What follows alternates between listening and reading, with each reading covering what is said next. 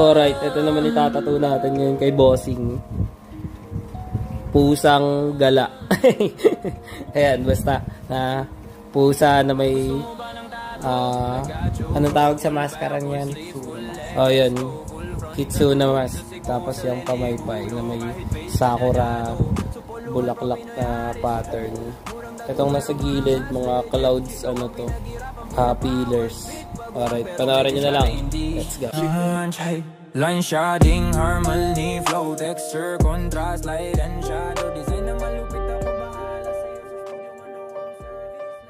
Ngayong araw, isang murang tattoo na naman ang ibibigay natin para sa subtitle master na gumagawa ng transcript na kung mag-type 90 plus words per minute, na dati nagtatrabaho sa mga mga gumagawa ng video, like mga contents, mga movies, series, drama, TVs, mga ganun. Basta yun, ginagawa niya yun yung subtitle. Ang bilis niya mag-type, partida, nakapikit pa yung isa ng mata. Di wow. Going back, dinayo pa natin si Bossing na client dito sa Quezon City, all the way from Baras, Rizal, sakay-sakay lang ng motor na mayroong preno sa unahan, sa likod, sa gilid, sa tagiliran, sa ano. Anyway, client requested a Japanese-inspired tattoo sa kanyang outer, bandang labas na kaliwang left side na lower forearm, na medyo modern yung approach, na may pagka-abstract, basta ganun. Prior dito, sa session namin, marami siya mga pinagpilian. Koi fish, daruma, dragon, temple, mga ganon na Japanese traditional concept design layout. Pero ayun, bandang huli, nanaig pa rin ang suggestion ng bida-bida nating tattoo artist, which is ako, me, myself, and I. Akin kasing naibigan, nagustuhan, natipuan ang disenyo na ito na pumukaw ng aking pansin, na kahit di nagpapapansin akin na lamang na pagtuunan ng pansin, kahit pa na hindi ito kapansin-pansin na numumukod tangi sa isang tabi, kahit na itong si boss pa papansin, kaya pinansin ko na.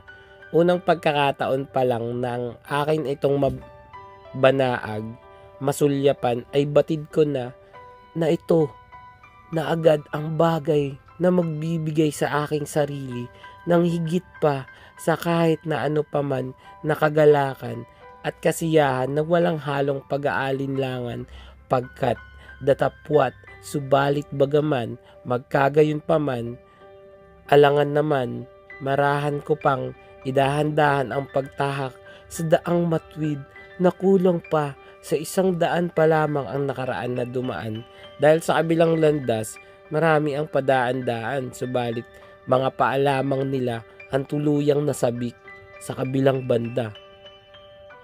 Kanilang mga puso't isipan ay di ganoon na nagbunyi, bagkus ito ay tumangis na tila isang ligaw na supling sa paghagilap sa kanyang mga magulang na siyang nagtaguyod mula pa lamang nung panahon pa ng hapon, kahapon, yesterday, today, and tomorrow. Ha?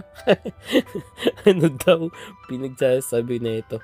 Si Bossing nga pala ay may asawang 1/4 Chinese.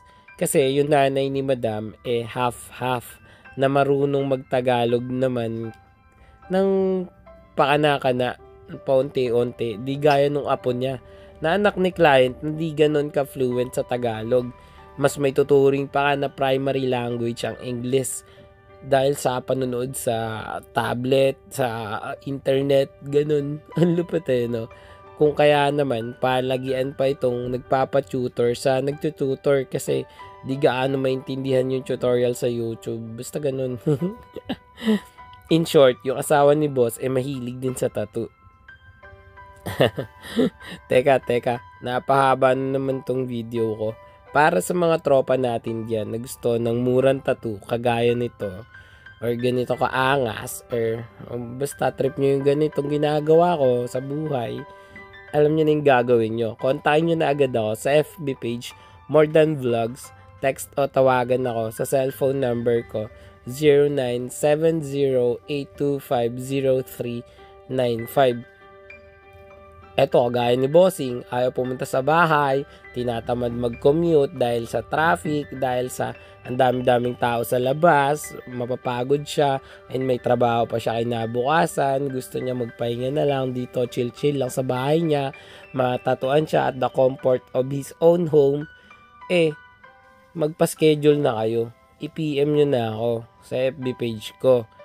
Ang dali-dali lang naman, pwede namang ako pumunta sa inyo para wala na kayong marami pang mga sinasabi dyan. Home service ko kayo, basta kaya kayong puntahan ng aking motor, ng aking mga paa na nilalandas, natatahakin ang daan patungo sa iyo. Ayun, basta ganun, kung saan pa napupunta itong mga pinagsasabi ko.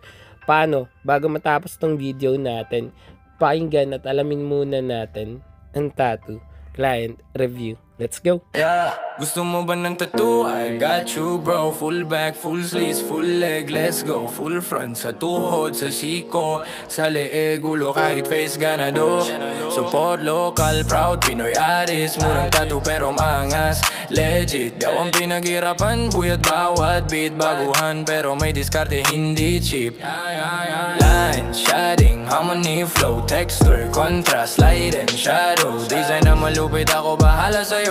Sa studio man o home service, let's roll. Pwedeng umaray pero bawal gumalaw. Precision. Boss, tapos na yung tattoo natin. Anong masasabi mo? Solid. Pulido. Ganda. Yes. Dinugtungan natin yung existing tattoo niya ni Bossing. Rate mo na, boss, 1 to 10. 10 muna. Yeah. Gumaling na, tsaka na natin gawin 11. Yes. Dinayo pa natin yan si Bossing ng home service dito sa Quezon City. QC. Kinaladkad na naman, guys. Malapit na tayo tumira dito sa city na to. Hulit ka pa ba, boss? Okay. Yun, oo, ipo-full sleeve daw namin yan. Grabe, nadampot lang namin to summer design na to. Pumalag naman si Bossing at yan ang kinalabasan. Salamat, boss, sa tiwala.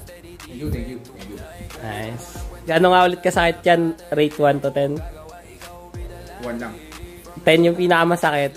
Ang rate? Kaya yung pinakamasakit? 1. 1 lang. Ang last yun. Solid, solid.